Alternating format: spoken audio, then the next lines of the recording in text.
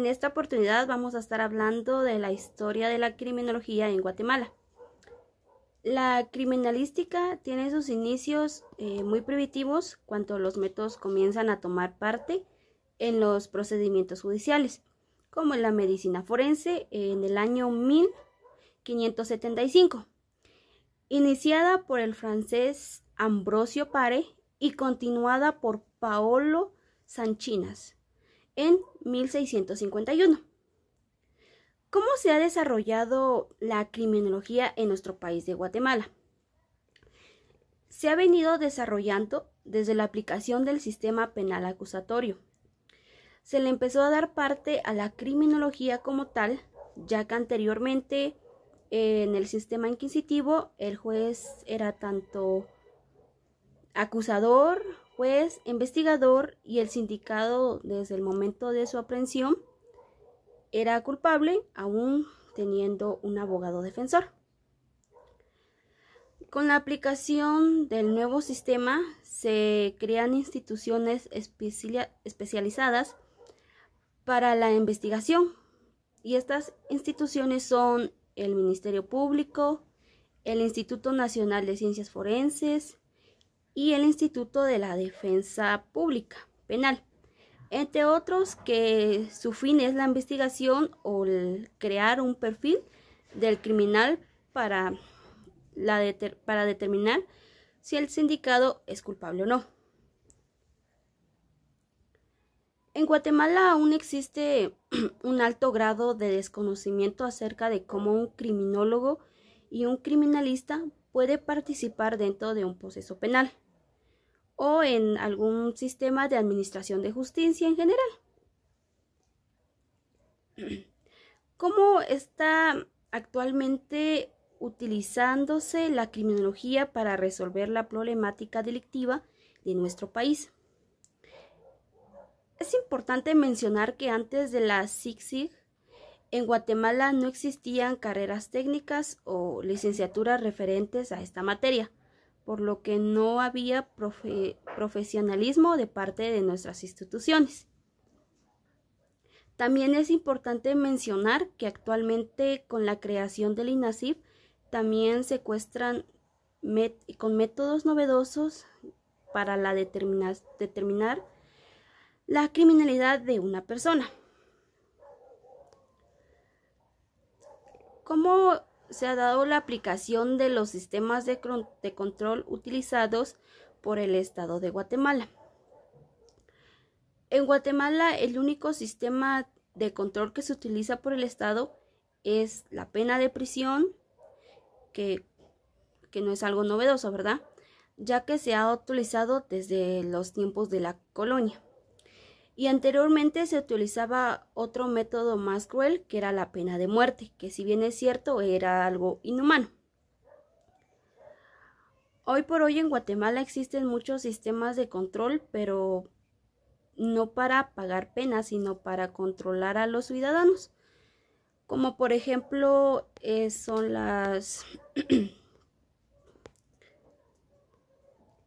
son las escuchas telefónicas, que actualmente ha sido utilizado para determinar algunos hechos delictivos realizados por funcionarios públicos. Muy bien, nos vamos a enfocar ahora en cómo ha ido evolucionando la criminología en la sociedad. La criminología siempre ha buscado conocer cómo se cometió el hecho, el delincuente y las causas que motivaron a la comisión de este delito. En este sentido, pues, en base al desarrollo social se han tenido diferentes culturas que estas han tomado diferentes determinaciones para poder efectuar acciones en pro de identificar y mitigar el cometimiento de crímenes. En este sentido les puedo hablar del hombre primitivo, quien anteriormente no se tenía un método para identificar, pero la conciencia era la que los afectaba de cierta manera, y en algún caso al identificarse también a estas personas se les aislaba de la sociedad o se les aislaba de los grupos. ¿En qué desembocaba esto? Muchas veces en el propio suicidio, que al final la carga de conciencia, como se denomina ahora, hacía que la persona, pues al tener esa carga, se suicidara y se retirara del grupo al cual pertenecía. Posteriormente vamos a la cultura egipcia y en este caso ya tenemos otro caso concreto. ¿Cuál es? Directamente la extracción de incisivos. ¿Esto para qué nos servía? Para identificar socialmente a una persona que es delincuente. Seguimos con la evolución del tiempo y llegamos a la cultura china. En este sentido, ellos ya colocaban su firma o sus huellas dactilares en lo que eran las obras de arte, pinturas o algún otro documento que sea de ellos para poder resguardar ese derecho de propiedad. Entonces ya empezamos a ver causales identificativas específicas ya de una persona. Vamos con el tiempo, ya llegamos a la cultura latina, en donde se dan dos principios esenciales y se enmarcan dos cosas que son causales de que una persona pueda cometer un crimen. En este caso ya hablamos directamente de la pobreza y el resentimiento, dos factores que motivan a la comisión de un delito. Entonces vemos con el transcurso del tiempo cómo la criminología actualmente sigue utilizando la aplicación de ciertos criterios. Les pongo ejemplo, en la cultura china hablábamos ya de cómo identificar con huellas dactilares y firmas, algo que hasta la fecha, si vamos a investigar un hecho criminológico, vamos a darnos cuenta de que la huella digital sigue marcando la posible responsabilidad de una persona. Continuando con la historia de la criminología, ahora nos corresponde hacer énfasis en las escuelas mediante las cuales se fue desarrollando. Primeramente tenemos a la escuela clásica. La escuela clásica surge en el siglo XVIII e inicia tras el cuestionamiento de las prácticas judiciales consideradas arbitrarias y la imposición de penas caracterizadas como crueles. Esta es la primera etapa de la historia de la criminología y entre sus principales representantes podemos destacar a César Bonesana Márquez de Beccaria, a Peregrino Rossi, a Giovanni Carmagnani, Petam Ramagnuzzi y Antonio Rossini, que mediante diversas obras publicadas en esa época nos hacen énfasis en que debe de iniciarse la aplicación adecuada de las leyes y la imposición de penas o castigos proporcionales a los delitos que en algún momento el delincuente vaya a cometer. Por lo que, para poder comprender esta escuela, tenemos que tener en cuenta sus principales postulados, entre los cuales se encuentra el encontrar bases filosóficas en el derecho natural, el respeto absoluto al principio de la legalidad y la aplicación de penas a individuos moralmente responsables de la comisión de un delito, a que se debe de visualizar el delito como un ente jurídico y no como un ente meramente filosófico, y a que la finalidad de la pena sea principalmente la de restablecer el orden social que en algún momento el delincuente haya roto tras la comisión de un delito. Dentro de esta escuela se nos indica de que finaliza la barbarie y la imposición inadecuada de penas a delitos que sean cometidos. Continuando, ahora vamos a hablar sobre la escuela positivista. La escuela positivista es lo contrario a la escuela clásica, por lo que ésta surge en el siglo XIX y se constituye como una disciplina científica. Tiene como primera corriente la escuela positivista italiana y se enfoca en el estudio al crimen o al delito y no al criminal. Esta se centra principalmente en el método científico como una fuente de conocimiento, por lo que dentro de esta escuela se realizan diversos estudios que nos indican de que los potenciales delincuentes tienen ciertas o comparten ciertas características físicas o fisiológicas que nos permiten poder identificarlos. Dentro de sus principales representantes tenemos a Lombroso, Ferri y Garofalo, considerados como aquellos quienes iniciaron o marcaron el principio de esta corriente. También esta escuela nos presenta diversos postulados, entre los cuales podemos destacar de que se caracteriza por su aplicación al método científico, de que inicia el estudio del delito como un hecho natural que debe considerarse como un ente real, actual y existente, y que emplea el método inductivo experimental para poder obtener diverso conocimiento en cuanto al crimen o al delito que se cometa. También considera el derecho penal como una fuente que debe de basarse en estudios antropológicos y sociológicos, por lo que nos indica de que se sustituye el concepto de responsabilidad moral por el social. Continuando, con las escuelas también tenemos a la escuela ecléctica. Esta surge debido a la unión de varias escuelas, que en este caso podemos mencionar la escuela clásica y a la positivista. Hace una absorción de postulados y conceptos base de cada una de ellas para poder formarse. Esta también es considerada como la tercera escuela de criminología y puede también denominarse como escuela neoclásica. Nos expone 3 focos principales que son el estudio del delito, la pena y la responsabilidad del individuo que ha cometido el delito. Tenemos como principales representantes a Emanuel Carapanela, a Bernardino Alimena y a Juan Ipayomeni, que son aquellos que dan los tintes iniciales para que la escuela ecléctica pueda surgir. Por lo tanto, esta ha sido mi participación. Gracias por la atención prestada. Vamos a hablar ahora sobre la escuela social. Esta nos dice que su sistema jurídico busca ante todo una justicia social y tiene un criterio político que busca la comprensión y mejoras sociales. Tratándose del delincuente, pues la escuela social realiza estudios de estos bajo un enfoque sociológico, teniendo una patología que se va a desplazar del campo individual también al social. Y pues esta escuela permite un fuerte avance de la criminología y con este pues favorece la maduración de la misma hacia una integración de la cual todavía podría ser inexistente con el derecho penal. También tenemos lo que es la escuela anómica. Y el principal aporte fue el punto de víctima, ¿verdad? De las peores críticas y rechazo dentro de una interpretación de la delincuencia proletaria, ya que estadísticamente, pues, esta es muy representada en las cifras policiales de criminalidad. Y como finalidad de este sistema jurídico, pues, este se basa en el hallazgo del nivel natural de la meritocracia, dentro de un enfoque que es sociológico y se dirige a la contracultura, pero no directamente a la cultura.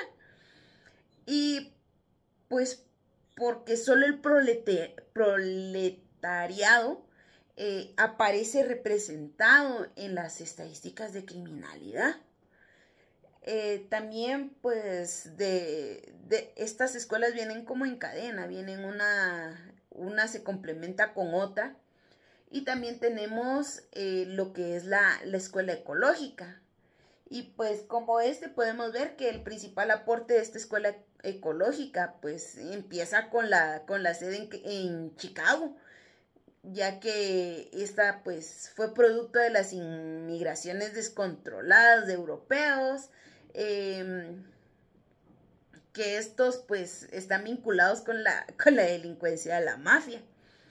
Y el objeto de esta escuela pues fue la mayoría de delincuencia que comenzó a desarrollarse a través de la migración a Estados Unidos, lo que trae como consecuencia pues subculturas, la formación de los famosos guetos, que fueron, pues en un principio fueron conocidos como Little Italia, y también los Chinatown, que fueron muy conocidos en su tiempo, ¿verdad? Y de ahí vemos las gangas y todo lo que se ha ido formando.